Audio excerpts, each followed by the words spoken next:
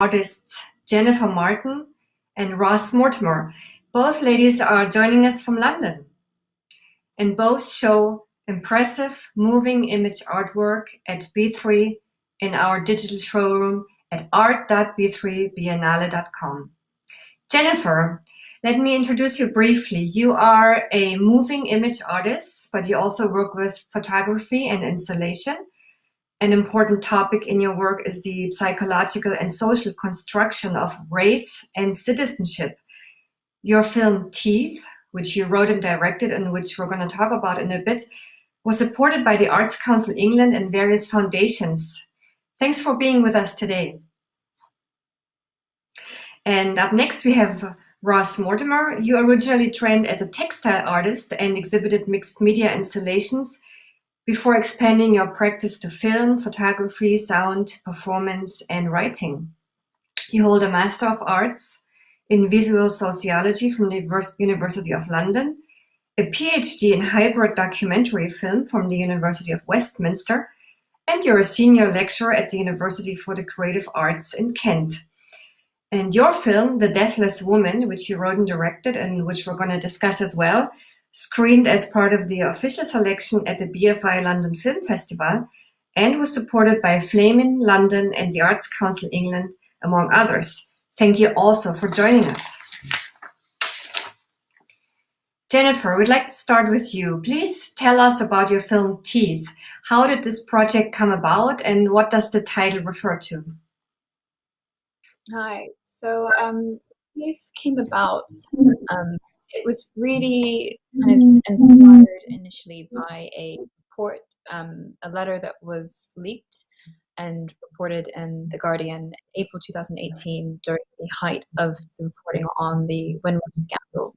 And it was a letter that was written by Amber Rudd, who was the Home Secretary at the time in the UK.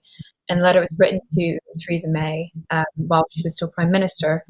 And it talked about letting the migrants and the public know that the UK Home Office, the government, had teeth.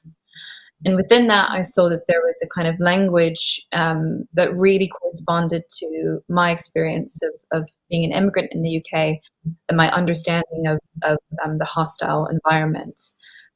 Which really is this kind of system of consuming people with the kind of a sort of this thing of this kind of consumption that's continuous to eventually kind of spit you out somewhere else or outside the UK. Mm-hmm, mm-hmm. Yes, it's about 16 minutes long, and in German we would call it a Kammerspiel, which is a chamber drama. We feel the claustrophobic atmosphere of what's basically an interrogation room at the British Home Office.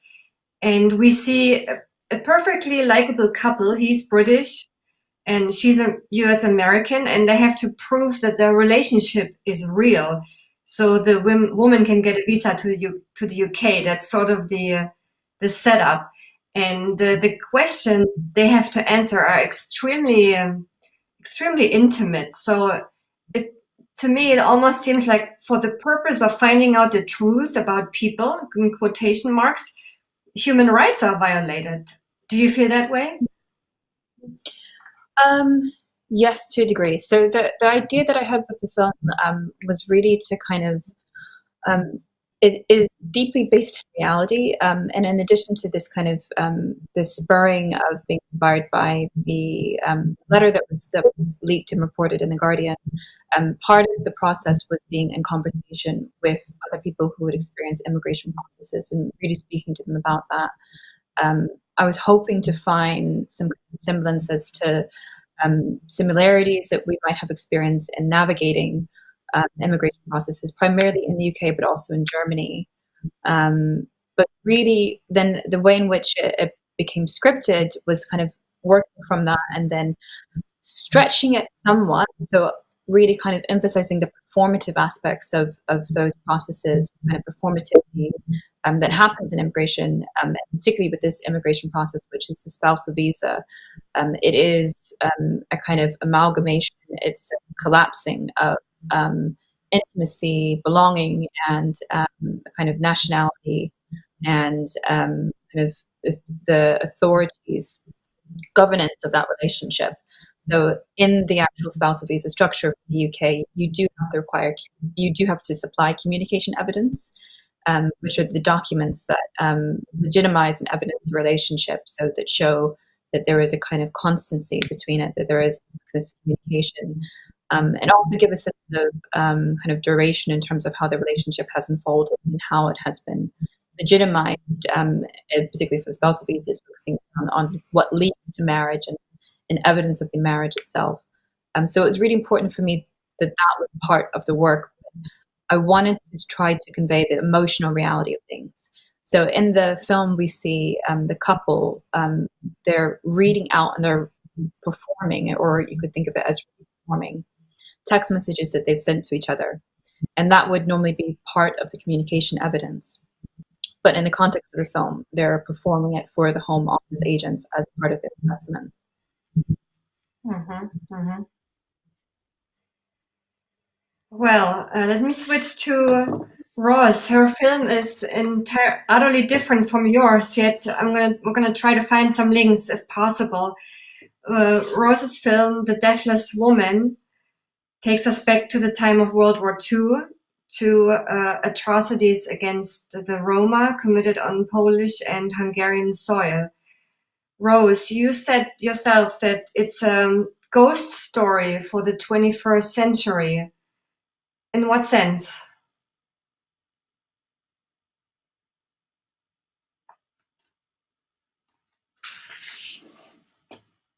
Okay, I cannot hear Ross.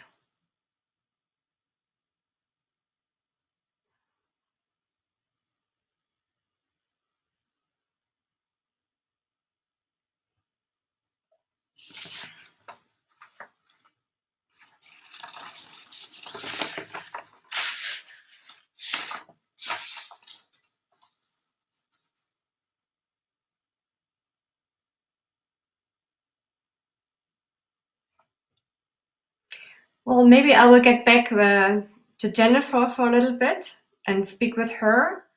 And if we can hear Ross again, we will include her as well. Jennifer, the actors that you cast for your film, they're truly amazing. How did you find them? And especially the ones, I mean, maybe the harder part was for the two who are portraying the home office employees. How did you find them? So myself and my producer Keela Gill, we casted the film together.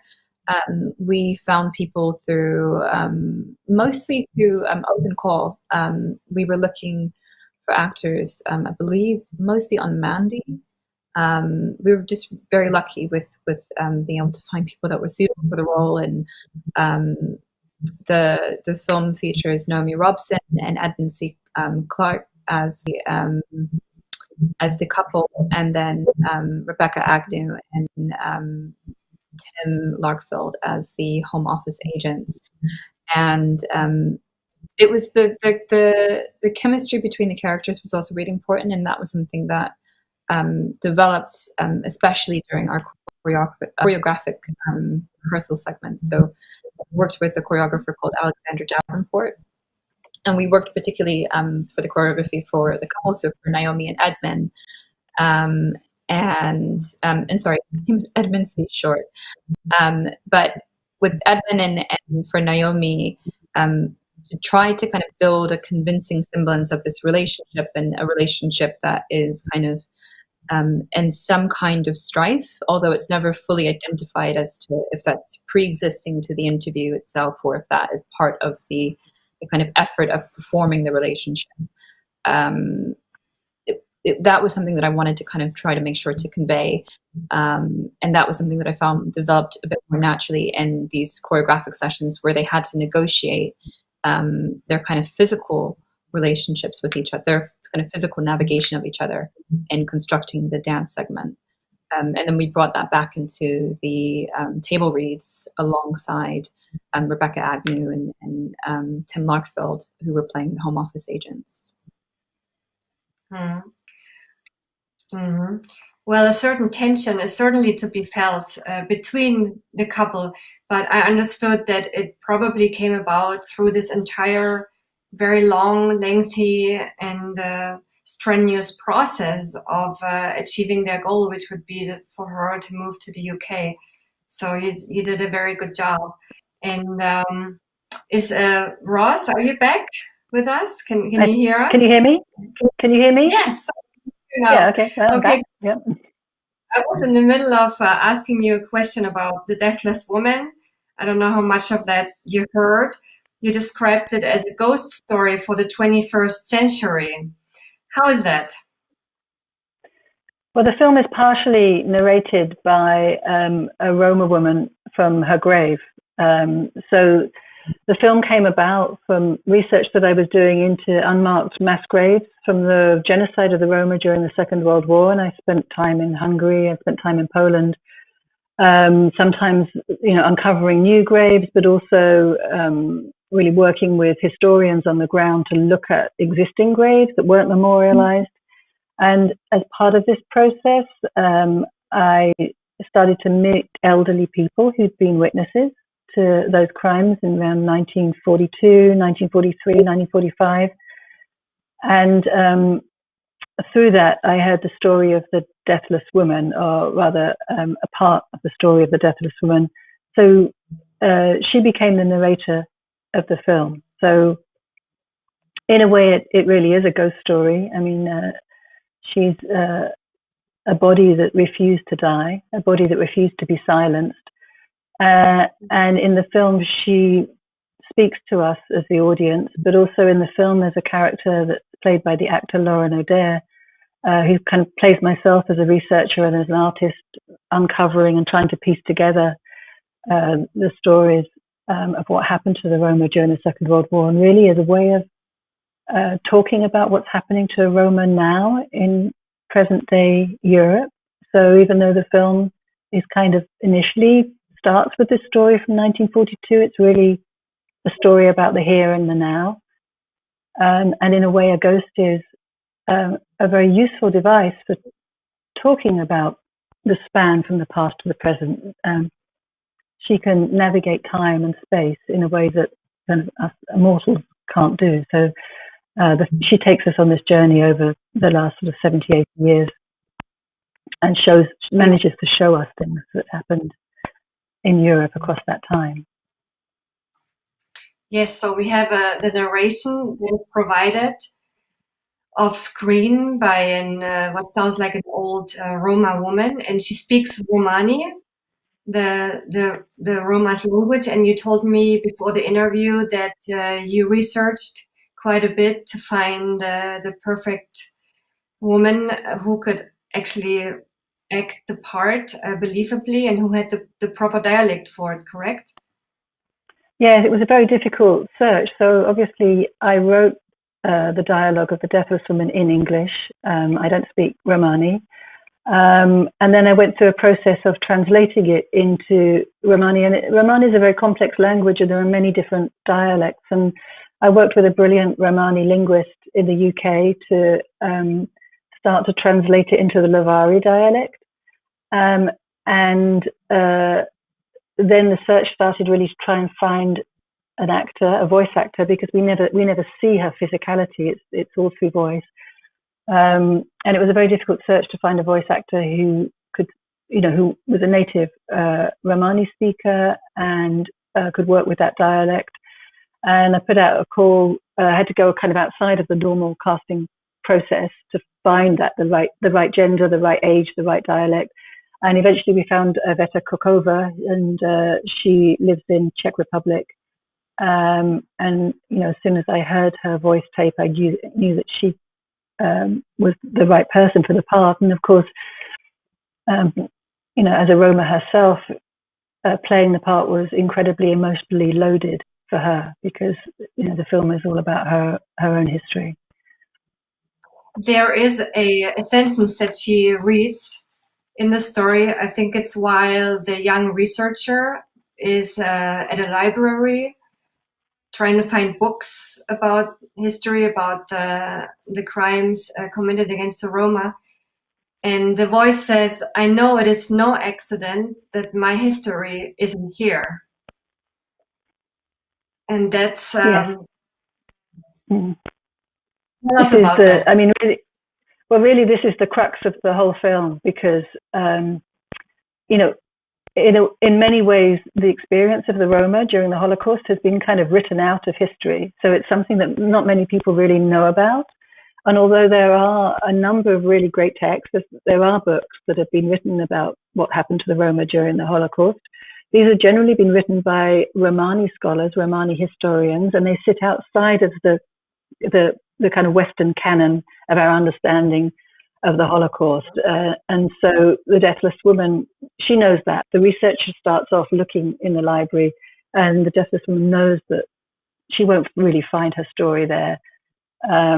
And the researcher then goes to the field. She goes out to these places in Hungary and Poland, and this is really echoing my own experience of being very frustrated about what I could find in the libraries and even on the internet archives. And it wasn't until I actually went to these places to try and find the locations, the landscapes where these massacres had happened, that I started to meet people who'd witnessed these events when they were children. And they started to tell me their stories, and they were really stories that they'd never told anybody before.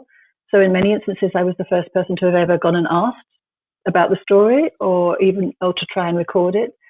So I felt at the time that I was building my own archive in the absence of where any other authoritative archive might be. And you definitely found your own filmic language to tell the story. Well, maybe a little bit provocatively asked, why not make a traditional documentary on the subject? Why did you choose? I mean, it would have been possible to have made it would have been possible to have made a traditional documentary, but I think one of the things that really interests me as a filmmaker is, how do you make a film when there's no visible evidence left? And that's what I was finding in these instances. I was going to where the graves were, and there was nothing there. At the most, I would get an indentation in the ground where there may or may not have been a grave. So there was very little to actually point my camera at. What I did have was the testimony of the witnesses, but I needed to try and evoke something else about these things that had happened in the past. And I guess in traditional documentary practice, one might have chosen to go down a sort of drama documentary route and reenacted some of those events from the past. For instance, like the uprising of the Roma in the gypsy camp at Auschwitz, or the disinterment of the body of the Deathless Woman from the forest, things that actually happened in the past. But I felt that was quite a dishonest way to proceed, to recreate that as if it was reality, because nobody knows, what those events were actually like. So I chose the route of using model making and set construction, and I recreated these scenes as pure theatre. So as an audience, we know what we're watching really happened, but there's something about the way it's staged that it seems very unreal. So for instance, with the gypsy camp at Auschwitz, where the uprising of the Roma men happened, I decided to build a scale model of the gypsy family camp at Auschwitz-Birkenau, and we filmed the whole thing in miniature without any bodies. So it's just with smoke and mist and the voice of the Deathless Woman and the movement of the camera. So it's really about building kind of effective or emotional spaces that the audience can come into themselves, and to try and connect with the feeling or the sensation of these really terrible atrocities that have happened across time. Thank you. Jennifer, back to you. I don't think that you know each other's films. That would be sort of a great coincidence if you had watched each other's works. You haven't. I've actually watched yours, Roz, because I went to the screening that took place initially. Oh. At the close-up. Yes, at Close-Up Cinema. Yeah, brilliant. Well, I've seen your trailer, but I haven't been able to see your full film. So Jennifer, what do you recall of Rose's film. I mean, this is a story that you not being from Europe, maybe it seems very distant to you. Certainly containing a lot of new information. Is it something that interests you and that intrigues you? In terms of the histories that it cites, yes, definitely. I mean, the histories that it cites are there's, as Roz was kind of unpacking a bit for us,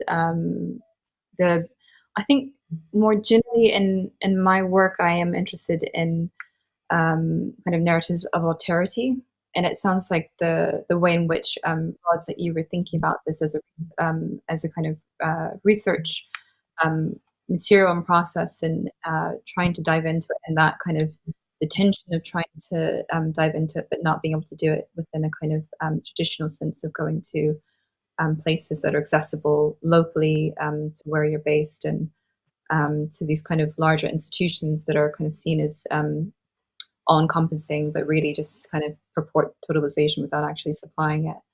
I mean, it's really interesting to hear the process around it, and that it happened also in conversation, and in this kind of closeness to where it was that the film was being shot. So there was kind of a proximity that was required, a being there that was required. That was something that I definitely picked up in what you were saying, Roz, in the way that you're talking about the difference of it, why it's not a documentary, and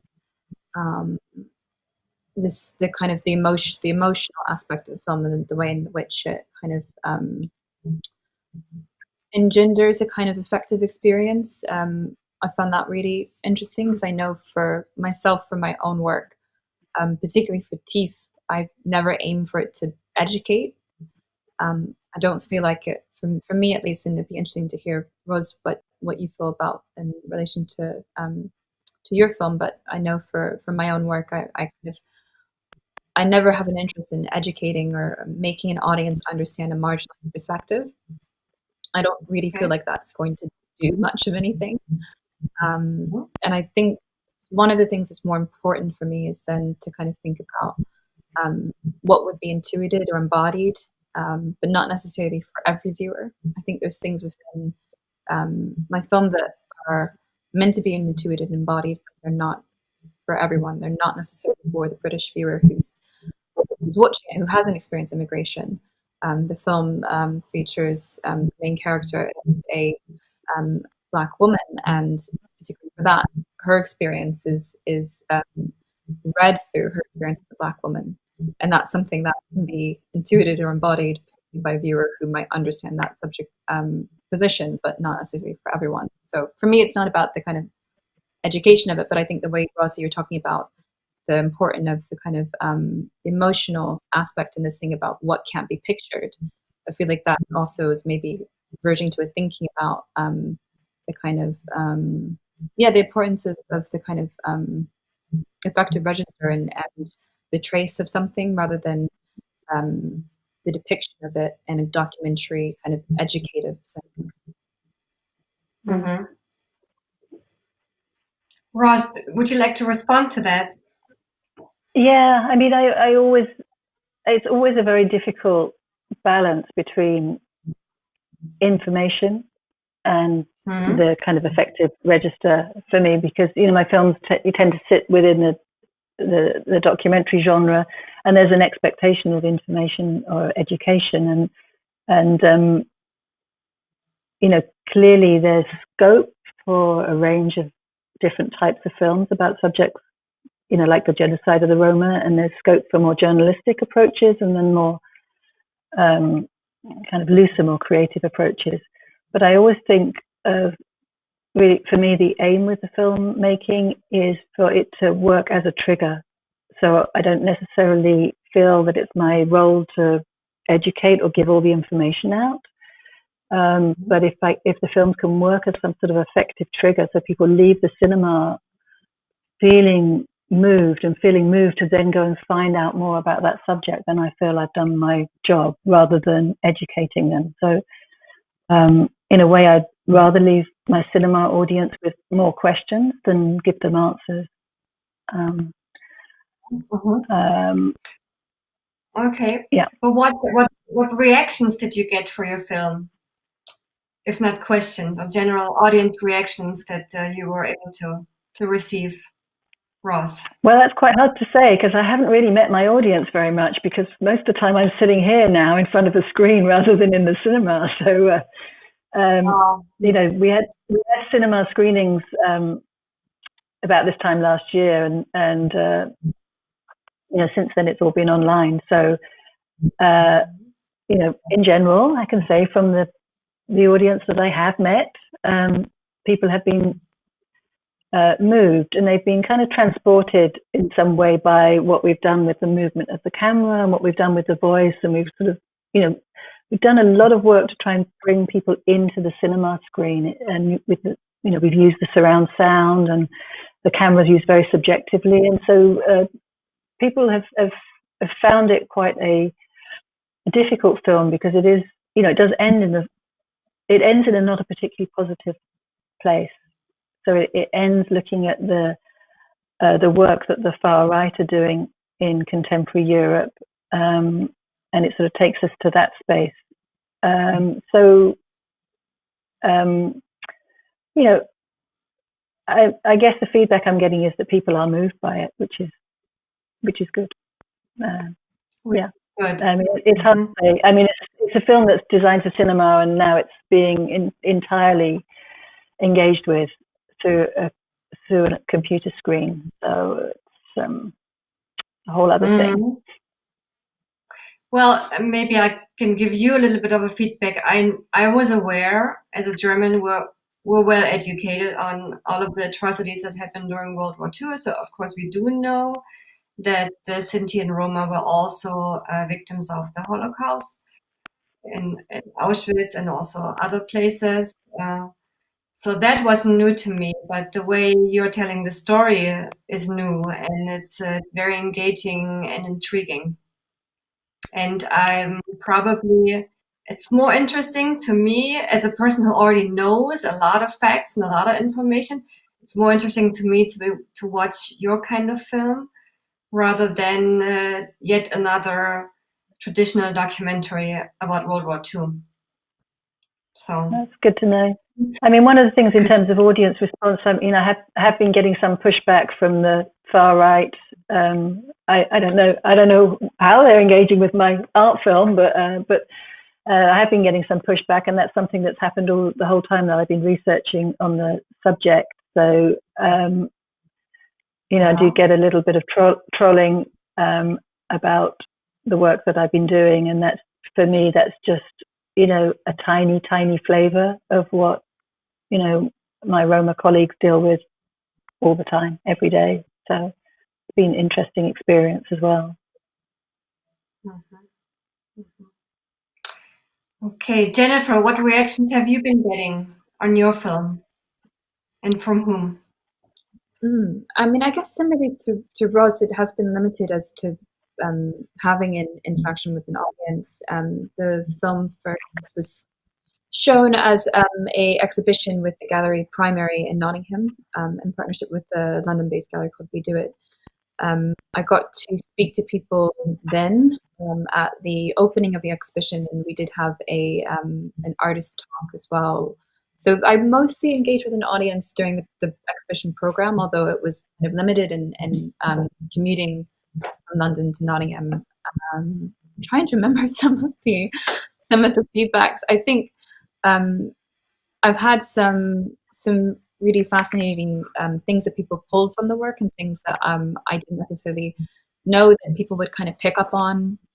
Kind of more recently in conversation with an artist friend of mine, they were asking me about the kind of biopolitics and how that's situated within the work. So this idea of this kind of biopolitics that is operating in the framework of immigration through the presence of kind of family planning and birth control as they're cited in the work. So I've enjoyed having those type of conversations, but they are few and far between at the moment in terms of the way in which the work is being disseminated, which is kind of slowly and remotely.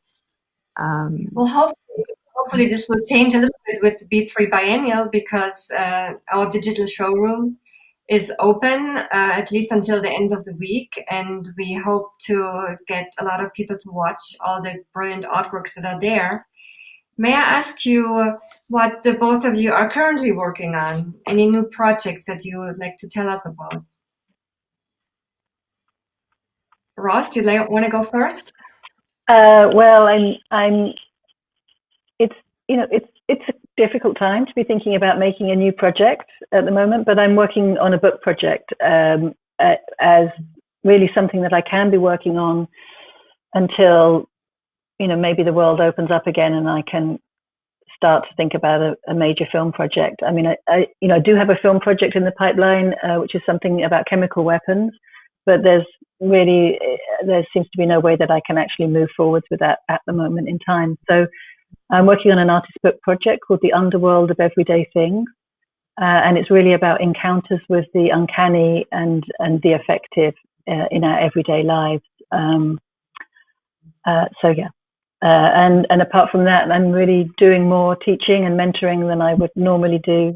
Just see that as something that I can be doing to try and maybe help the younger generation move forward with their projects. So hopefully, I'm hoping that things might open up in, maybe at some point next year for making work. Yes, we're all hoping that. Yes, but we had Adrian Wooten on one of our panels. He's the CEO of Film London, and among others. And he told us that he had helped put together a safety measure guidelines, COVID-19 regulations for film shoots. But I think that it probably mostly referred to feature films, maybe, and high-end television drama, from what I understood. But maybe with art film and or documentary, it's more difficult to apply, and especially if you have to travel abroad. So yes, hope that won't be too much longer. And Jennifer, any new projects that you would like to share with us? Yeah, sure. So I'm in the process of developing a new short film, which is kind of probing the desire to become an image, and it revolves around a fictional queer reality dating program. And there's a kind of thinking around kind of prosthetics as protection and CGI influencers, these kind of hyper-realistic CGI characters that come in and disrupt kind of kinship amongst the contestants, kind of push the contestants towards a fictional queer dating program, a reality dating program. Okay. Well, it sounds fascinating. But can you work on it properly this time around, or are there any restrictions, any setbacks? So at the moment, I've been able to kind of write the script, and I'm still in the process of writing the script. But definitely, there's kind of setbacks in terms of when I'm thinking about it happening and how long it's taken. Similarly to Raj, I'm a lecturer, so a lot of my time last months has been taken up with teaching, and even the schedules for teaching have not only intensified, but also the periods of teaching massively changed in terms of the term itself being extended. So that does take a lot of time in and of itself. But I guess I'm fortunate that I'm at a stage at it where I can kind of try to sort it out through the writing itself, and try to adapt the writing to what I feel would be possible with COVID restrictions. But I'm just trying to kind of continue writing the script and starting to look for partners and funding. Okay, well, can we keep our fingers crossed? I would like to wrap up this conversation. Thank you so much for joining us, Jennifer Martin and Ross Mortimer, for talking with me. It's been a pleasure. All the best to you. And to our audience, definitely please go online to our digital showroom at art.b3biennale.com and check out Teeth and The Deathless Woman and all the other amazing artworks there. Thank you. Have a good evening. Thank you. Bye-bye. Bye.